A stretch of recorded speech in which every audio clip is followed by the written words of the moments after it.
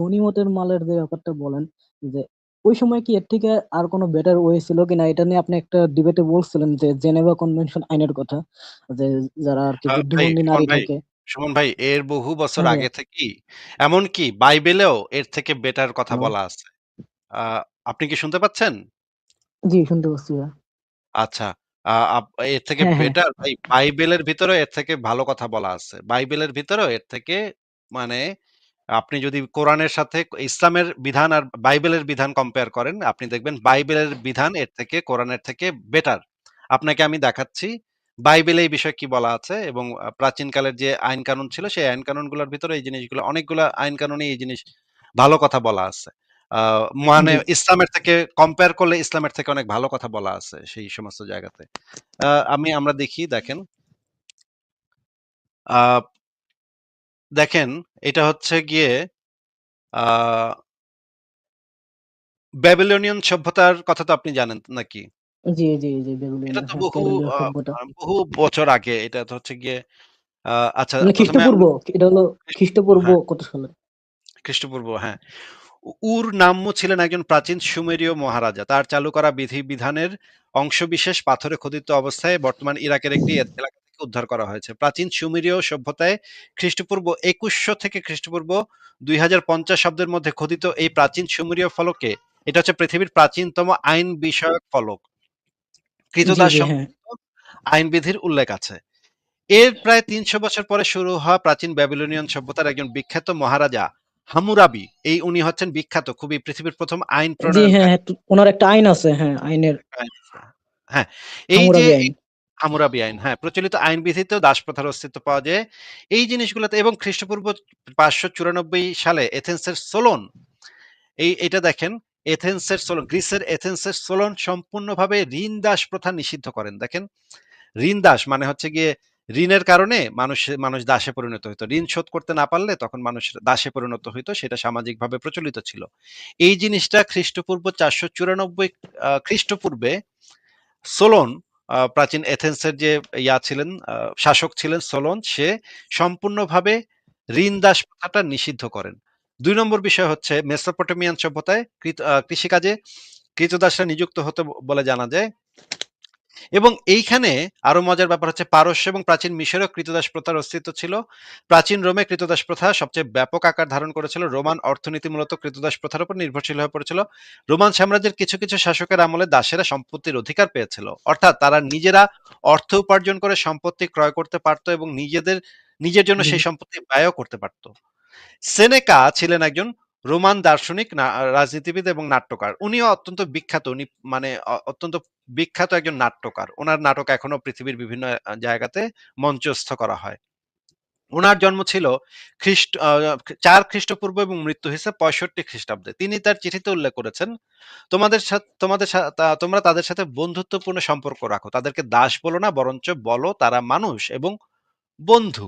দেখেন এখানে হুম, এই যে এই ইসের চিঠি লেখা আছে। সেনেকার একটা চিঠি আছে। চিঠিতে সে আই এম লিখতেছে, glad to "I learn am glad to learn from through you those how." who come from you and you live on friendly terms with your slaves. This uh, be- befits a sensible and well-educated man like yourself. They are slaves, people declare. Nay, rather they are men. দেখেন এই শব্দগুলো হচ্ছে প্রাচীন কালে প্রচলিত শব্দ। হ্যাঁ, এখনকার এই শব্দগুলো আর ব্যবহৃত হ্যাঁ হ্যাঁ, হয় না। কয়েকটা আছে, যেমন ঠাই ইয়োর সেলফ, মানে নো yourself. ইয়োর সেলফ, এরকম। হ্যাঁ। Rather, they are men. Slaves? No, comrades. Slaves? No, they are unpretentious friends. Slaves? No, they are our fellow slaves. If one reflects that fortune has equal rights over slaves and free men alike. মানে বোঝাচ্ছে যে তাদেরকে তোমরা slave বলে ডাইকো না, তাদেরকে বন্ধু বলো, তাদেরকে মানুষ হিসেবে সম্মান দাও। এই জিনিসটা সেনেকা বইলা গেছে। ওনার জন্ম প্রায় যিশুর কাছাকাছি আর কি, যিশুর কাছাকাছি সময়। এইবার আমরা দেখি যে জি, ভারতে সে সময় কি ছিল। ভারতে যে মানে কৌটিল্যের দাসদেরকে বন্ধু হিসেবে আর কি, বন্ধুর মতো ব্যবহার করতে হবে, এরকম। ব্যবহার করতে বলছে। হ্যাঁ, হ্যাঁ। ভারতের সবচাইতে গুরুত্বপূর্ণ একজন ব্যক্তি ছিলেন কৌটিল্যের। অর্থশাস্ত্রটা হচ্ছে ইকোনমিক্স এর উপর লেখা, সারা পৃথিবীতে সবচেয়ে প্রথম বই। কৌটিল্যের অর্থশাস্ত্র, এটার নাম শুনছেন ভাই আপনি? চাণক্য বলে ওনাকে। চাণক্য না ভাইয়া। চাণক্যের হ্যাঁ, চাণক্য অর্থ নাম শুনছিলাম। হ্যাঁ, হ্যাঁ।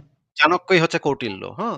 উনি হচ্ছেন প্রাচীন ভারতের অন্যতম বড় পণ্ডিত ব্যক্তি, হ্যাঁ? প্রাচীন হ্যাঁ, ভারতের হ্যাঁ। সবচেয়ে বড় পণ্ডিতদের ভিতরে একজন ছিলেন চাণক্য। উনার যে আ আ অর্থশাস্ত্র বইটা সেটাকে বলা হয় কৌটিল্যের অর্থশাস্ত্র।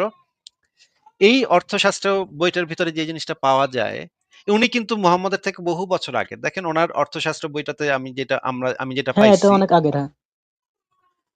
কোন দাসকে মৃতকে বহন করার জন্য বা প্রস্রাব ঝাড়ু দেয়া বা উচ্ছিষ্ট খাবার পরিষ্কার করার কাজে নিয়োগ করা, কিংবা কোন দাসকে নগ্ন করে রাখা, তাকে আঘাত করা বা গালি দেওয়া, অথবা দাসীর সম্মতি ছাড়া তার সতীত্ব লঙ্ঘন করলে তার জন্য প্রদত্ত মূল্য বাজেয়াপ্ত হবে।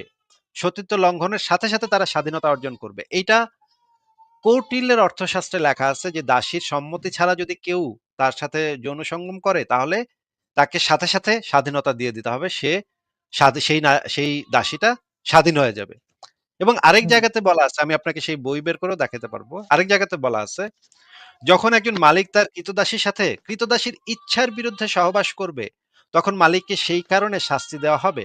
যখন কোনো পুরুষ তার কাছে বন্ধক রাখা কোনো দাসীর সাথে ধর্ষণ করবে বা অন্য কাউকে ধর্ষণে সাহায্য করবে, তখন তাকে কেবল সেই দাসীর ক্রয়মূল্যই বাজেয়াপ্ত হবে না, একই সাথে ওই দাসীর একটি নির্দিষ্ট পরিমাণ অর্থ প্রদান করতে হবে এবং সরকারকে দ্বিগুণ পরিমাণ জরিমানাও দিতে হবে। দেখেন, এই প্রাচীন ভারতে অশোকের শাসন আমলে হ্যাঁ। ইসলামের থেকে বেটার আইন ভারতে প্রচলিত ছিল। আপনি দেখতে পাচ্ছেন? জি, জি ভাইয়া।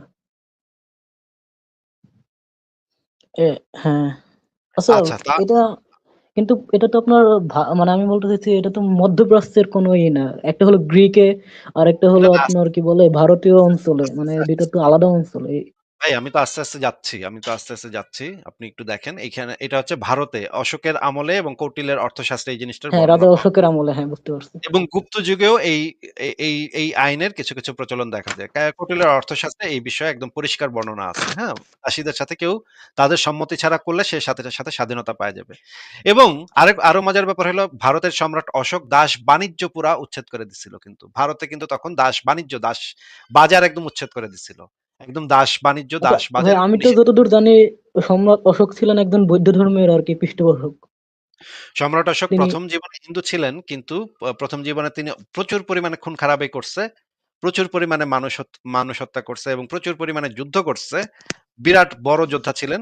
কিন্তু পরবর্তী সময়ে একটা সময় তিনি বৌদ্ধ ধর্মের অনুসারী হন এবং সমস্ত হিংসা বিদ্বেষ এগুলা ছেড়ে দিয়ে একজন ইসে পরিণত হন আর কি।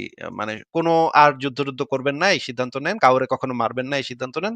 এরপরে তিনি বেশ ভালো শাসন চালান। তার সময় তার প্রজারা বেশ সুখে ছিল, শান্তিতে ছিল বলে জানা যায়। সম্রাট অশোক বৌদ্ধ ধর্ম গ্রহণ হ্যাঁ, এটা করার পর বুঝতে পারছি। না, উনি তো অনেক হ্যাঁ এটাই বললাম যে উনি তো আগে এরকম ছিলেন না। উনার মানে উনি তো অনেক একজন যোদ্ধাবাজ ব্যক্তি ছিলেন। যুদ্ধবাজ লোক তাহলে ছিল, হ্যাঁ। পরবর্তী জীবনে সে নিজেকে সংশোধন করে নিচ্ছে। যাই হোক, এরপরে আমরা বাইবেলে এবার দেখি বাইবেলে কি বলা আছে। বাইবেলে যে জিনিসটা বলা আছে আপনি দেখেন, ওল্ড টেস্টামেন্টে যাত্রা পুস্তক 21-এর 20 এবং 21-এর 21, এই দুটাতে যেটা বলা আছে সেটা দেখেন। কোন পুরুষ যদি তার দাসদাসীকে রড দিয়ে এমন ভাবে আঘাত করে যাতে দাসদাসীর সাথে সাথে মারা যায়, তাহলে সেই পুরুষকে শাস্তি দিতে হবে। কিন্তু দাসদাসী যদি 2-1 দিনের জন্য জীবিত থাকে, এখানে হুম, একটা খারাপ কথা, এটা হচ্ছে একটা খারাপ কথা বলা আছে যে দাসদাসী যদি 2-1 দিনের জন্য জীবিত থাকে তাহলে সেই পুরুষের কোনো শাস্তি হবে না, যেহেতু দাসদাসী তার নিজস্ব সম্পত্তি। এটা হচ্ছে একটা খারাপ কথা কোনো বাইবেলে শাস্তি হবে দাসদাসীর। না যেহেতু দাসী তার নিজস্ব সম্পত্তি। হুম, এখানে দেখা যাচ্ছে দাস-দাসীদের কোনো অধিকার নাই। দাস-দাসীদের আসলে মানে এই জি। ওল্ড টেস্টামেন্টে দাস প্রথাকে আসলে সাপোর্ট করা হইছে। এবং নতুন নিয়ম, নতুন বিধানেও একই সাথে দাস প্রথাকে সাপোর্ট করা হয়েছে। দেখেন, দাসদের তুমি শিক্ষা দাও তারা যেন সবসময় নিজেদের মনিবের আজ্ঞা পালন করে, তাদের সন্তুষ্ট রাখার আপ্রাণ চেষ্টা করে এবং মনিবের কথায় প্রতিবাদ না করে। মানে দাস প্রথাকে সমর্থনই দিল আরকি। এবং আরো এক জায়গাতে বলা আছে, সেই দাসদের কঠোর শাস্তি পাবে। মানে মনিবের ইচ্ছা অনুসারে কাজ না করলে দাসদেরকে কঠোর শাস্তি দিতে বলা হয়েছে। কিন্তু কয়েকটা ভার্স আছে যেখানে আবার এই যে যুদ্ধবন্দী নারীদের সম্পর্কে কোরআনের থেকে একটু বেটার কথা কইছে। যদিও এই কথাটাও ভালো না। আমরা এই কথাটারও সমালোচনা করি। কিন্তু আচ্ছা ভাইয়া, হ্যাঁ, বলেন। আমি তো জানি যে কি বলে হযরত মুহাম্মদ সাল্লাল্লাহু আলাইহি ওয়াসাল্লাম কৃতদাসদেরকে নাকি মুক্ত করে দিতেন, মানে তাদের সাথে, মানে আমি যেটা পড়ছি, আমি কোরআন পড়িনি, আমি জেনারেল লাইনের স্টুডেন্ট ছিলাম, সেখানে পড়াইতো যে তিনি নাকি কৃতদাসদের মুক্ত করে দিতেন, তাদের মুক্ত সাথে যে ভালো করে ব্যবহার দিতেন করতেন। মুক্ত যে করে দিতেন, ওনাদের ওরা দাস হইতো কিভাবে সেটা আগে তো বলতে হবে। মানে তারা তো আগে দাস হবে তারপর তো মুক্ত করার প্রসঙ্গ আসবে নাকি ভাই? জি। মনে করেন তো ১০০ প্রাচীন আমলে ৫০০ তো জন লোক আপনার মনে করেন ৫০০ জন লোকরে দাস বানাইয়া তারপরে ১০০ জন লোকরে আমি মুক্ত করে দিলাম। হ্যাঁ? বললাম, "যা তোরা এখন মুক্ত।" তাইলে এই ৫০০ জন লোকরে দাস বানাইয়া ১০০ জন লোকরে মুক্ত করে দিয়ে যদি আমি এখন প্রচার করি, আসিফ মহিউদ্দিন ১০০ জন দাসরে মুক্ত করেছে। ১০০ জন দাসরে মুক্ত করেছে ভাই কত মহান আসিফ মহিউদ্দিন। কিন্তু ভাই আমি যে ৫০০ জন লোকরে দাস বানাইছিলাম, আমি যদি ৫০০ জন লোকরে দাস না বানাইতাম তাইলে আমি ১০০ জনরে মুক্ত করলাম কোত্থেকে ভাই বলেন তো একটু? জি, বুঝতে পারছি। আচ্ছা ভাইয়া, তাহলে আমার মনে একটু করেন একটু যে একটু আমরা যে আমরা একটু দলিলগুলা দেখব যে মোহাম্মদ কত লোকরে দাস বানাইতো। আর মুক্ত হ্যাঁ, মুক্ত তো ভাই সবাই সব আমলেই করছে, সব মানুষই করছে। একটা মানুষ যদি ১০,০০০ দাস আ মানে ১০,০০০ মানুষকে দাসে পরিণত করে, তাদের ভিতরে তো ২-৪০০ মানুষকে সে মুক্ত করতেই পারে। এবং সেইটাকে যদি এখন মানে বড়াই করে প্রচার করা হয়, মনে করেন আমি ৳১০০,০০,০০,০০০ ঘুষ খাইয়া ৳৫০ আমি ভিক্ষা দিলাম। গরিব লোকরে মানে শীতের কাপড় দিলাম, হ্যাঁ? আর আমি যদি ফেসবুকে প্রচার করি, দেখো আমি ৳৫০০ শীত বস্ত্রে দান করেছি। কত মহান আমি, কত মহান আমি। এইটার এই ধরনের ইয়াসের কি কোনো মানে আছে ভাই? এই ধরনের এগুলো তো মানে নিম্নমানের বাটপারি হবে। তাই না ভাই? জি, বুঝতে পারছি। হ্যাঁ। তাহলে মোহাম্মদ যে দাস যে মোহাম্মদ তো ছিল ফকির। ও তো মানে ওর তো কোনো পেশাও ছিল না। তাহলে ও দাস মুক্ত করবে কেমনে? ওই বাজারেও তো সেই বাজারেও তো দাসের অনেক দাম ছিল। মোহাম্মদের তো দাস কেনার মতো ওর মতো টাকাই ছিল না। ও এত দাস পাইতো কোথায় যে মুক্ত করবে ভাই? একটু বলেন তো? মোহাম্মদের তো কোনো নির্দিষ্ট কোনো পেশা নাই। ও না পারতো হইতেছে চুল কাটতে, না পারতো হয়তো আ মানে আ হাতুড়ি দিয়ে বাড়ি দিতে, কাঠের কাজ করতে। কোন কিছুই সে পারত না করতে। সে এক কাম করতে পারত, সে মানে একটা কাজ সে করতে পারছিল। সেটা হচ্ছে সে ওই যে খাদিজার ব্যবসা প্রতিষ্ঠানে যুক্ত হয়ে সে ভালো পারফরম্যান্স দেখাইছিল। এইটা একটা। এরপরে তো ভাই আর কোন কাজ সে করে নাই জীবনে। সে গনিমতের সে তো মাল একজন খায়। নেতা ছিল ভাই। মানে ওই, মানে মুসলমানদের নেতা ওই হিসাবে। নেতা সে সে কি তো তার কি মানে ক্ষমতা ছিল না? সে তো কাফেরদের বাণিজ্য কাফেলা আক্রমণ করে সেই গনিমতের মাল লুটপাট করত। আমি আপনারে সেগুলো দেখাবো না। সেগুলো আমরা যদি আলোচনাতে আসি সেগুলো আমরা দেখাবো না যে সে কত মানুষের দাসে পরিণত করছে। কত মানুষের দাসে পরিণত করার পরে যদি ভাই ২-৪০০ মানুষকে যদি মুক্ত করে এবং সেটা যদি কেউ প্রচার করে যে, "হ্যাঁ, দেখেন আমার নেতা ২-৪০০ মানুষকে মুক্ত করেছে দেখেন।" তখন তাদের কাছে একটা প্রশ্ন করতে হয় না যে, "ভাই ২-৪০০ যে মুক্ত করলো, দাস বানাইছিল কয়জন রে? একটু সংখ্যাটা কন তো ভাই। কয়জনে বানাইলো আসলে আর এই কয়জন।" দাসগুলা, আমি যতদূর জানি যে এই দাসগুলা যারা, বিশেষ করে বেশিরভাগ যারা আপনার যুদ্ধে পরাজিত হতো, তাদের থেকে হতো না, মনে করেন যে যুদ্ধে যারা হেরে গেছে, যেসব যারা আত্মসমর্পণ করছে, আত্মসমর্পণ এটাই কি, করলে তারা দাসে পরিণত হবে কেন ভাই? তাহলে তাদেরকে কি করা হতো? মানে আমি জানতাম এরকমই যে তাদেরকে নাকি দাস হিসাবে বিক্রি করা হতো, বা তো তাদেরকে দাস বানানো হতো।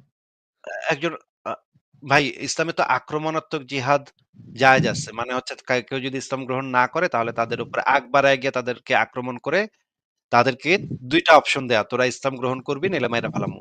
এটা তো ইসলামে জায়েজ আছে মুশরিকদের সাথে, তাই না? এটা আপনি জানেন? আপনাদের আলোচনার মাধ্যমে জানছি। এইগুলা তো তাহলে ভাই কোন জায়গায় আলোচনা করা হয় না। এগুলা তো তাহলে যদি স্বাভাবিক একটা গোত্রকে যদি এভাবে আক্রমণ বৈমনত্ব। করে তাদেরকে যদি মানে তারা যদি ইসলাম গ্রহণ করতে না চায় তারপর যদি তাদেরকে দাসে পরিণত করে, এই এইটা তো কোনো জাস্টিফাইড কাজ হয় না। এটা তো অমানবিক। এটা তো মানবতার বিরুদ্ধে অপরাধ। এটা তো যুদ্ধাপরাধ হয়ে যায়। একজন মানুষকে দাসে পরিণত করা, একজন স্বাধীন মানুষকে যুদ্ধ চাপায়া দেয়া এবং তাকে শুধুমাত্র তার ধর্মের কারণে তার উপর যুদ্ধ চাপায়া দেয়া এবং তাকে দাসে পরিণত করা, বাজারে নিয়ে তাদেরকে বিক্রি করে দেয়া। এটা তো ভাই মানে পৃথিবীর সবচাইতে অমানবিক কাজের ভিতরে একটা। একজন মানুষের কোনো স্বাধীনতা নাই। সে একটা বন্দী জীবন যাপন করবে সারা জীবনের পরে। দাসত্বের জীবন যাপন করবে। মালিক যেটা বলবে সেটা তার করতে হবে। মানুষের সবচাইতে ইম্পোর্টেন্ট জিনিস হচ্ছে তার স্বাধীনতা। স্বাধীনতার থেকে বড় জিনিস তো একজন মানুষের জীবনে আর কিছু নাই। আপনি একটু বলেন তো জি, যে আপনার জীবনে স্বাধীনতা এইটা একজন মানুষের সম্মান, একজন মানুষের হিউম্যান ডিগনিটির সাথে জড়িত। অবশ্যই। একজন হ্যাঁ। মানুষের যদি স্বাধীনতাই না থাকে তাহলে তো আর মানুষের বাইচা থাকারও কোনো মিনিং নাই। বাট এই আমি স্বাধীনতাটা যদি যদি যুগের কথা বলি, ওই যুগে তো আপনার ওরকম স্বাধীনতা কারোই ছিল না। শুধুমাত্র যারা আপনার বড় বড় পজিশনে ছিল, যারা রাজা সম্রাট, তারাই একমাত্র যে কোনো ধর্মে, প্রত্যেকটা ধর্মে তো সেম অবস্থা ছিল। বিশেষ করে না হিন্দু ধর্মে তো আপনার তাতে তো সেটা নৈতিক হয় না তো ভাই, যে সেটা যেই যুগেরই হোক। যদি মনে করেন বাংলাদেশের সবাই এখন ঘুষ খায়, এখন যদি বলেন যে ভাই আমার এখন তো ভাই বাংলাদেশের সবাই ঘুষ খায়, আমার বাপেও খায়, অসুবিধা কি, সবাই তো খাইতেছে, এটা বললে তো এই ঘুষ খাওয়াটা জাস্টিফাইড হয় না ভাই। সবাই করলে তো এটা নৈতিক কাজ হয়ে যায় না। একটা কাজ যদি সবাই করে, একটা অঞ্চলের সবাই যদি ঘুষ খায়, তাহলে কি আপনার মনে হয় যে ঘুষ খাওয়াটা একটা নৈতিক কাজ না হয়ে না, যাবে? তাহলে এটা তো ওই হয় যে না। প্রাচীনকালে সবাই করতো ভাই। হ্যাঁ, হ্যাঁ, ঠিক আছে, অনেকেই করতো, সেটা সত্য। অনেকেই করতো, আবার অনেকে করতো না। সেটা সত্য। কিন্তু তাতে তো কাজটা নৈতিক হয়ে যায় না। কাজটার সাথে নৈতিকতার সম্পর্ক তৈরি হয় না। এটা তো অনৈতিকই থাকে। জি। আচ্ছা, আমরা একটু যেটা দেখতেছিলাম যে বাইবেলে, সেটা একটু শেষ করে নিই। বাইবেল হ্যাঁ থেকে হ্যাঁ। আমি দেখাচ্ছিলাম, দেখেন, তোমরা তোমাদের শত্রুদের বিরুদ্ধে যুদ্ধ করতে গেলে তোমাদের প্রভু ঈশ্বর তাদের পরাজিত করতে তোমাদের সাহায্য করতে পারেন, এবং তোমরা তোমাদের শত্রুদের বন্দী করে আনতে পারো। এটা বাইবেলে বলতেছে। বাইবেলেও খারাপ কথা বলা। আমি এটা বলতেছি না যে বাইবেলে খুব ভালো কথা বলা আছে। না, বাইবেলেও জি। খারাপ কথা বলা আছে। কিন্তু এটা কম্পেয়ার করলে এটা ইসলামের থেকে ভালো কথা। দেখেন, বন্দীদের মধ্যে কোনো সুন্দরী স্ত্রীলোককে দেখে মুগ্ধ হয়ে তোমাদের স্ত্রী হিসেবে তোমরা চাইতে পারো। মানে স্ত্রী হিসেবে মানে তোমরা তাদেরকে বউ বানাইতে পারো। তখন তাকে তোমরা বাড়িতে নিয়ে আসবে। সে অবশ্যই তার মাথা কামাবে এবং নখ কাটবে। সে যে জামাকাপড়গুলো পরে আছে, যার থেকে বোঝা যায় সে যুদ্ধবন্দিনী ছিল, সেগুলো সে অবশ্যই খুলে ফেলবে। সে অবশ্যই পুরো ১ মাস তোমার বাড়িতে থাকবে এবং বাবা-মাকে হারানোর জন্য বিলাপ করবে। দেখেন, এই অপশনটা কিন্তু ইসলামে নাই। এই যে ১ মাস যে তাকে সময় দেওয়া এবং তার পরিবার-পরিজনের জন্য মানে মানায় কাঁদতে নেওয়ার জন্য সময় দিতেছে। মানায় নেয়ার জন্য ১ মাস সময় দেওয়া হচ্ছে। ইসলামে কিন্তু বলা আছে এক ইদ্দত। সাফিয়ারে কিন্তু মানে তার পুরা পরিবারে মারার পরে ২-৩ দিনের ভিতরে তারে বিছনায় নিছে মোহাম্মদ। হ্যাঁ? একেবারে ২-৩ দিনের মাথায় তারে বিছনায় নিছিল। মানে পুরা পরিবারকে, একটা মেয়ের পুরা পরিবারকে মাইরা ২-৩ দিনের মাথায় তাকে বিছনায় নিছিল মোহাম্মদ। এইখানে দেখেন বাইবেলে যেটা বলা আছে, সে অবশ্যই পুরো ১ মাস তোমার বাড়িতে থাকবে এবং বাবা-মাকে হারানোর জন্য বিলাপ করবে। এরপর তুমি তার কাছে যেতে পারো এবং তার স্বামী হতে পারো। সে তোমার স্ত্রী হবে। যদি তুমি তার সঙ্গে সুখী না হও, তাহলে তুমি তাকে ত্যাগ করবে এবং তাকে স্বাধীনভাবে চলে যেতে দিবে। মানে দেখা যাচ্ছে যে আপনি তার সাথে সুখী না। জি। তখন তাকে ত্যাগ করতে হবে এবং তাকে স্বাধীনভাবে চলে যেতে দেবে। তাকে বিক্রি করতে পারবে না। তুমি কখনোই তার সাথে ক্রীতদাসের মতো আচরণ করবে না, কারণ তার সঙ্গে তোমার যৌন সম্পর্ক ছিল। দেখেন, এইটা কিন্তু কোরআনের থেকে ভালো বিধান বাইবেলে আছে। এই ক্রীত ক্রীতদাসীদের সাথে যেই ইয়াটা করবে, সেইটা কিন্তু বাইবেলে কম্পেয়ার করলে, আমি এটা আবারও বলতেছি যে আমি কিন্তু এটা বলতেছি না যে বাইবেলে খুব ভালো কথা হ্যাঁ, বলা আপনি বলছেন যে এটা কোরআনের থেকে কম্পারেবল করলে বেশি বেটার। হ্যাঁ। কম্পেয়ার করলে কোরআনের থেকে এটা বেটার। তার মানে মুহাম্মদের ৫০০-৬০০ বছর আগে এর থেকে বেটার আইন ছিল। এই ৫০০-৬০০ বছর ধইরা মুহাম্মদ পরে আইলো, যিশুর ৫০০-৬০০ বছর পরে আইলো। এরপরে তুই একটা আরেকটু ভালো কথা কইতে পারলি না? তুই আরো পিছনের দিকে গেলি। তুই আরো নোংরা কথা কইলি। তুই বেটা কইলি যে সাফিয়ারে তুই ২ দিনের মাথায় বিছনায় নিলি, পুরা পরিবারকে মাইরা। এটা কেমন কথা? আচ্ছা, আপনি যে বলতেছেন যে মুহাম্মদ অনেক দাসকে ইসে নিছিল। আম তার মানে আল্লাহ এবং আল্লাহর তো এটা জানার কথা যে দাস প্রথা যে একটা অমানবিক ব্যাপার। এটা আল্লাহর জানার কথা না ভাই? হ্যাঁ। তাহলে আল্লাহর তো আর কোন টাইমের কোন ইয়া নাই। মানে ম সময়ের পরিপ্রেক্ষিতে তো আল্লাহর চিন্তাভাবনা কাজ করে না। আল্লাহ তো এটা বোঝার কথা যে দাসপ্রথা একটা মানুষের মানে স্বাধীনতা হরণ করে নেয়া এটা পৃথিবীর সবচাইতে ভয়ংকর কাজ। এইটার থেকে এক্সট্রিম খারাপ আর কিছু হতে পারে না। একজন মানুষের সম্মান, আত্মসম্মান, সেটা হচ্ছে গিয়ে মানে তার স্বাধীনতার সাথে সম্পর্কিত। একজন স্বাধীন মানুষ হচ্ছে মানে সম্মানজনক একটা জীবনযাপন করতে পারে। একটা পরাধীন মানুষ কখনো সম্মানজনক জীবনযাপন করতে পারে না। আপনি কখনোই একজন দাস হিসেবে নিজেকে ভাবতে পারবেন না। এই বর্তমান সময়ে আপনি একজন দাসের জীবন আপনি কখনোই চাইবেন না। এই জিনিসটা তো আচ্ছা ভাই, আল্লাহ পাকের কথা। আল্লাহ পাক কেন এই বিধানটা কইল না? কেন এই বিধানটা দিতে পারল না? আল্লাহ পাক এতগুলা আয়াত নাজিল করল দাসীরে লাগানির লেগা এত আয়াত নাজিল করল। দাসী লাগাও, দাসী লাগাও, এই লাগাও, সেই লাগাও, এই মাইয়ারে করো, সেই মাইয়ারে করো। ভাই মানে খালি মুহাম্মদ কয়টা বিয়া করব, দাসীর সাথে করব কি করব না, এইটা নিয়ে এত পাতার পর পাতা আয়াত নাজিল করতে করতে থাকলো আল্লাহ। মুহাম্মদের যৌন জীবন নিয়ে আল্লাহর এত চিন্তা। আল্লাহ একটা কথা কইতে পারল না যে আজকে থেকে দাসপ্রথা নিষিদ্ধ। এই কথাটা কইতে পারল না? আচ্ছা, এটা কি বলে নাই যে দাসপ্রথা নিষিদ্ধ? এটা কি মোহাম্মদ এটা মানে হযরত কোথাও মুহাম্মদ বলা সাল্লাল্লাহু আলাইহি নাই। ওয়াসাল্লাম বলে নাই? বরঞ্চ দাসপ্রথা কিয়ামত পর্যন্ত জায়েজ আছে। আপনাকে আমি দেখাচ্ছি ভাই। দাসপ্রথা একদম সরাসরি সৌদি মানে ফতোয়া বোর্ডের ফতোয়া আছে যে দাসপ্রথা আচ্ছা ভাই, আমি কিয়ামত যতদূর পড়ছিলাম বিদায় হজে নাকি এরকম বলা হয়েছিল যে না ভাই আজ বিদায় হজে থেকে এরকম সকলে। কিছু বলা হয়নি। এরকম কিছু বলা হয় নাই ভাই। দাসপ্রথা নিষিদ্ধ এরকম কিছু বলা হয় নাই ভাই। ও আচ্ছা। আপনি যদি আমাকে দেখাইতে পারেন তাহলে আমি আপনার কাছে মানে আ সরি বলব। না, আমি অনেক আগে পড়ছিলাম, তো এটা মনে হয় ক্লাস 4 না 5 এর বইয়ে। আমি জেনারেল না, লাইনের শিক্ষার্থী ভাই। না ভাই এই ওই হিসেবেই দাসপ্রথা জানি। নিষিদ্ধ এটা কোথাও বলা হয়নি। বরঞ্চ দাসপ্রথা কিয়ামত পর্যন্ত প্রযোজ্য থাকবে। আ এই জিনিসটাই বলা আছে। আপনাকে আমি সে বিষয়ে আ ভিডিও দেখাতে পারি এবং কাফেরদেরকে মাইরা ধইরা তাদের মা-বেটিকে গনিমতের মাল হিসেবে ভোগ করা এটাও কিয়ামত পর্যন্ত ইসলামে জায়েজ থাকবে। এই জিনিসটা আচ্ছা, বলা আছে আমি ভাই। এই যে এইগুলা তো গনিমতের মাল বা এই ব্যাপারে আমি একটা ভিডিও দেখছিলাম, মনে হয় শাহ আহমদুল্লাহ।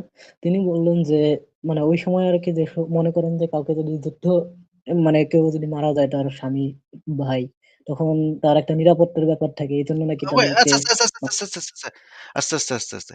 বাংলাদেশে যখন পাকিস্তানি আর্মি হাইরা গেল, তখন তো পাকিস্তানি আর্মির অনেক আর্মি সদস্যরা তো মারা গেছিল নাকি?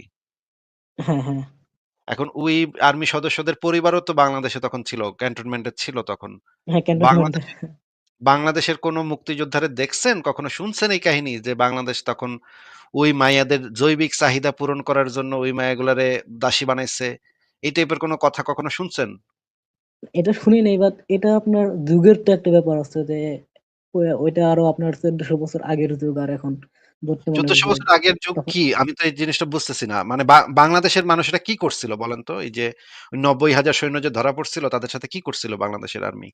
আমি বাংলাদেশ যতদূর জানি তাদেরকে আপনার কি বলে ভারতে নিয়ে যাওয়া হয়েছিল, যেসব ভারতে সেনাবাহিনী ছিল পাকিস্তানের। সসম্মানে নিয়ে যাওয়া হইছিল। হ্যাঁ, জেনেভা সসম্মানে। কনভেনশন অনুযায়ী জেনেভা করা কনভেনশন হয়েছিল সব। অনুসারে তাদেরকে প্রত্যেকটা পাকিস্তানি আর্মির ফ্যামিলি, পুরা আর্মির পরিবার, অনেক পরিবার ছিল যেই পাকিস্তানি আর্মিদের ভিতরে অনেক আর্মির সদস্যরা মারা গেছিল। তাদের যে পরিবার ছিল তাদেরকে সসম্মানে বিমানে করে সুন্দরভাবে নিয়ে যাওয়া হয়েছিল এবং ভারতে কিছুদিন রাখা হয়েছিল। তারপরে পাকিস্তানে তাদেরকে আবার ফেরত পাঠানো হয়েছিল এবং ভারতে গিয়ে তারা রাজার হালে সেখানে থাকছে।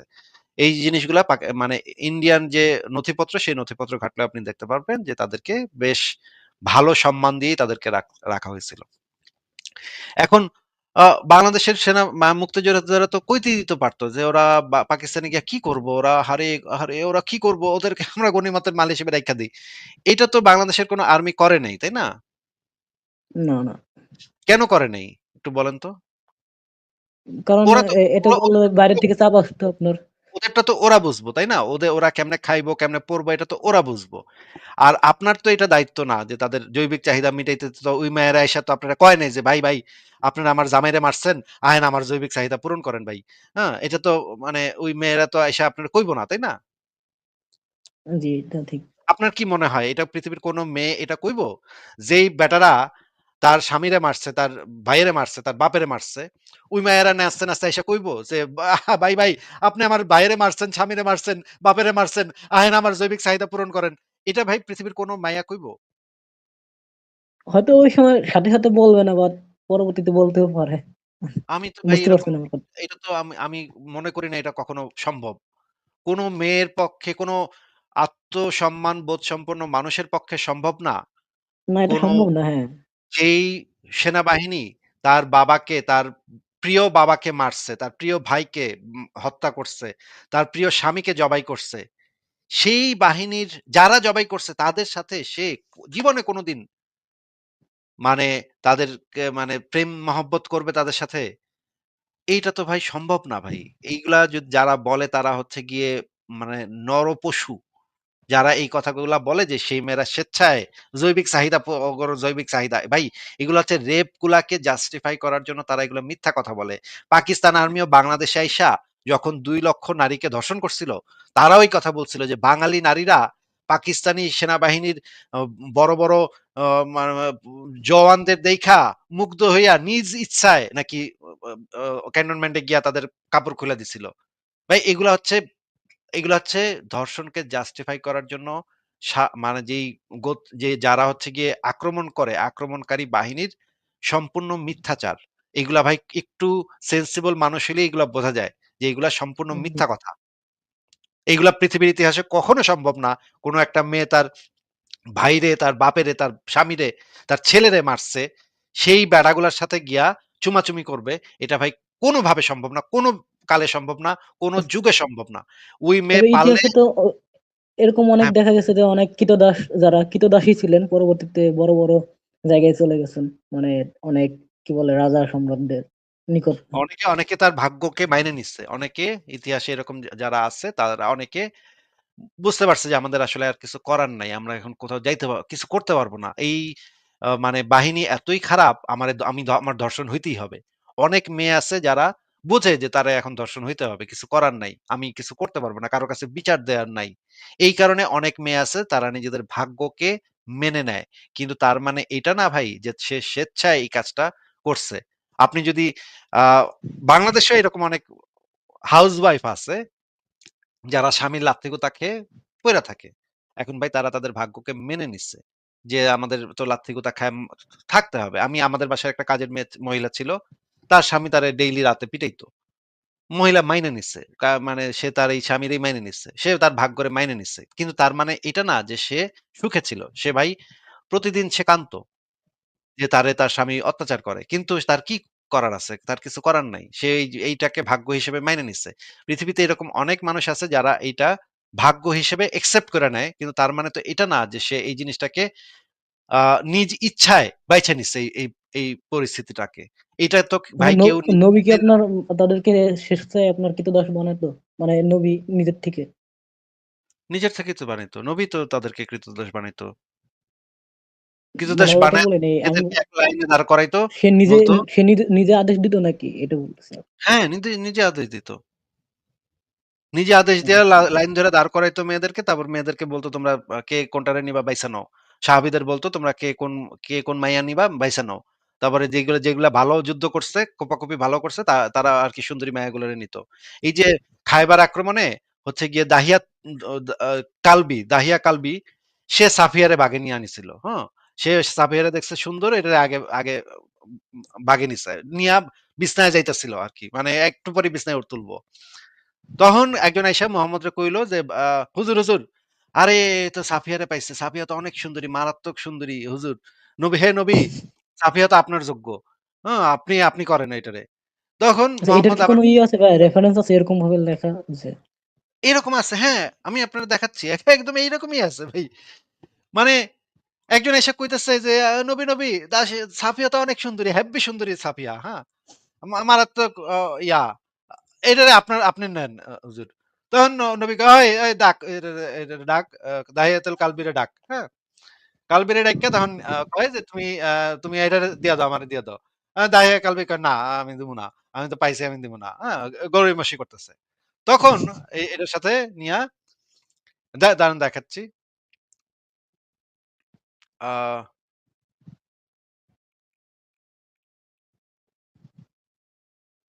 আমি একটু আ রেফারেন্সটা বের করি, দেখেন একটু।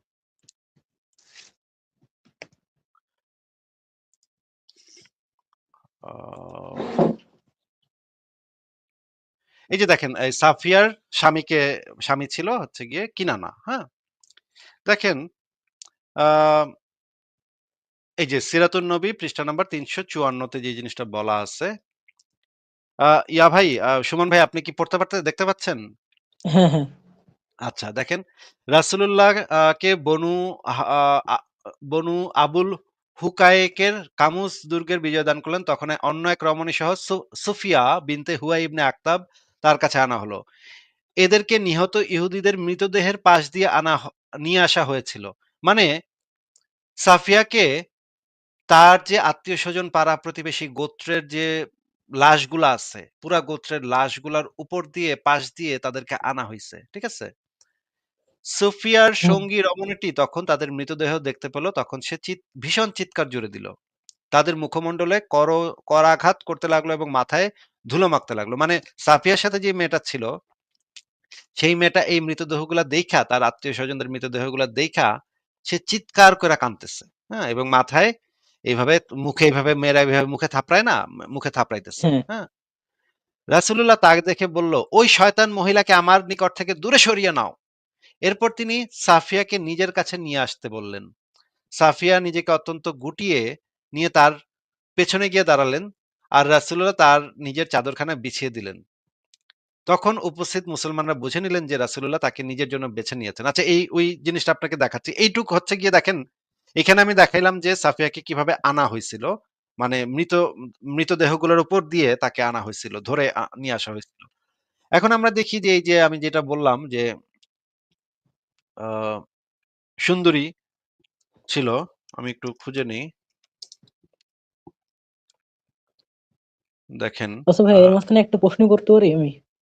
হ্যাঁ, বলেন। আচ্ছা ভাই, আচ্ছা, মনে করেন যে এইগুলো। এই জিনিসটা একটু হ্যাঁ। দেখায় নিবি, তারপর আপনি প্রশ্ন করেন। দেখেন,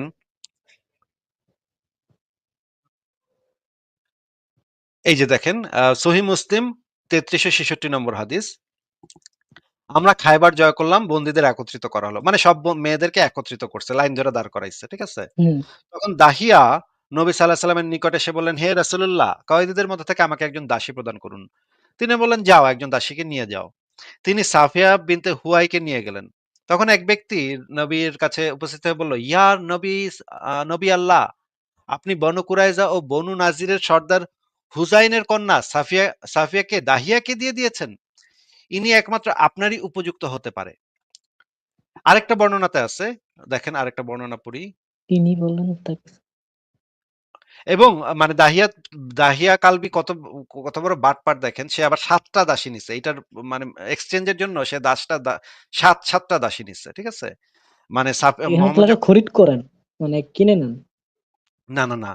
এই যে রাসূলুল্লাহ সাল্লাল্লাহু আলাইহি ওয়াসাল্লাম সাফিয়াকে ৭টি দাসীর বিনিময়ে খরিদ করেন। মানে দাহিয়া নিয়ে নিছিল। ও হ্যাঁ, এই যে বুঝতে পারছি। দাহিয়া নিয়ে নিছিল তো সাফিয়ারে। সাফিয়ারে এক্সচেঞ্জ করছে আর কি। এক্সচেঞ্জ করছে, যে ৭ টা দাসী নিছিল।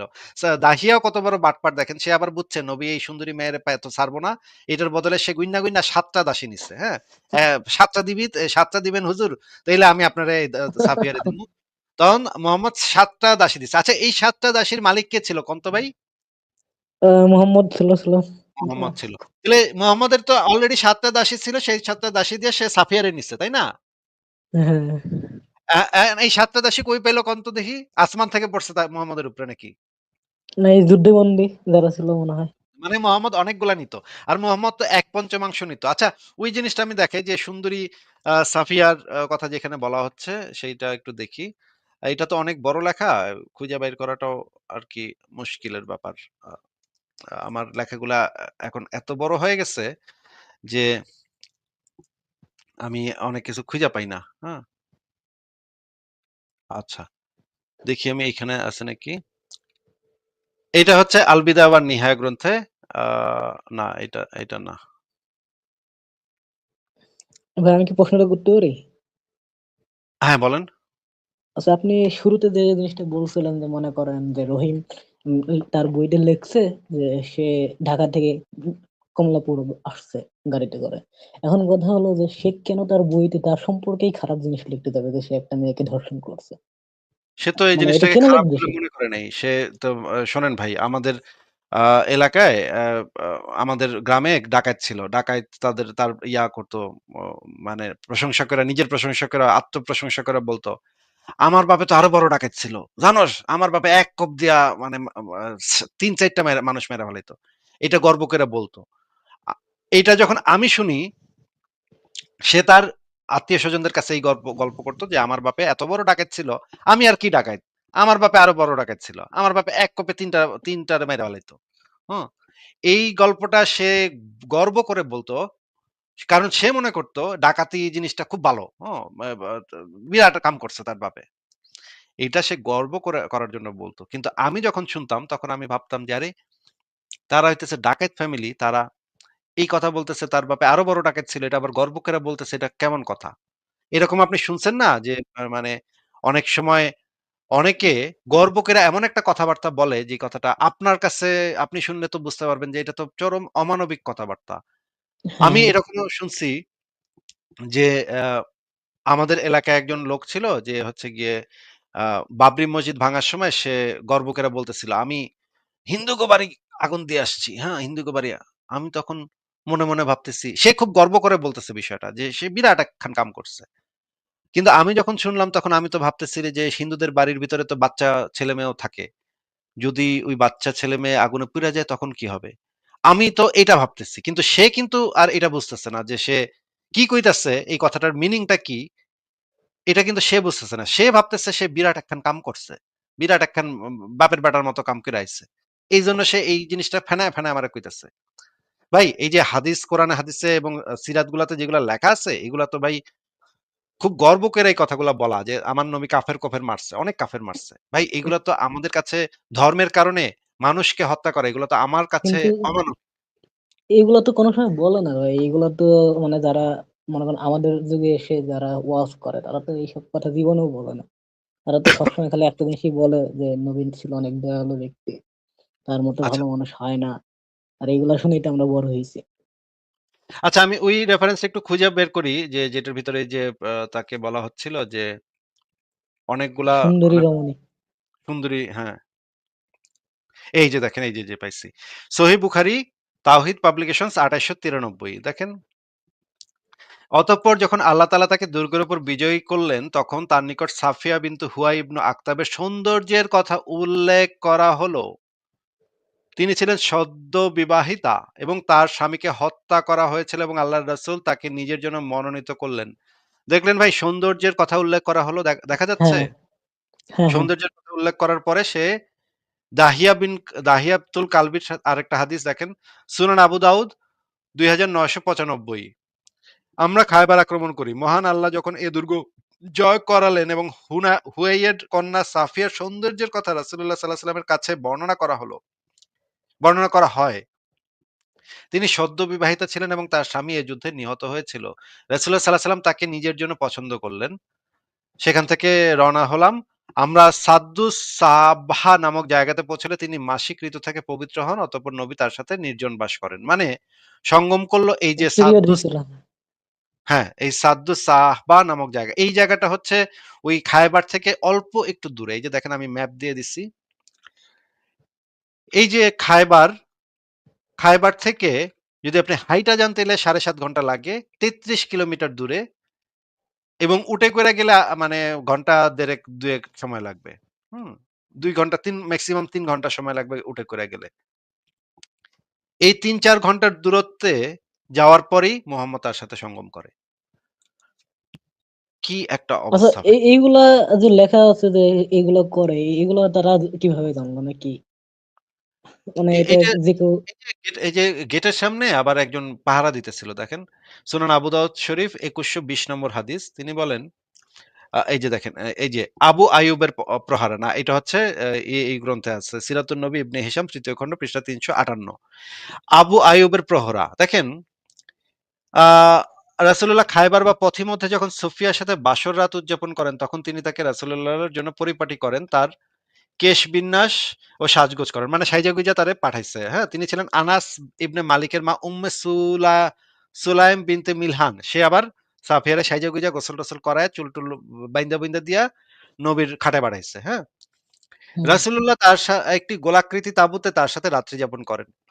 বনু নাজ্জার গোত্রীয় আবু আইয়ুব খালিদ ইবনে যায়েদ কোষমুক্ত তরবারি হাতে সারারাত উক্ত তাঁবুটি প্রদক্ষিণ করে কাটিয়ে দেন।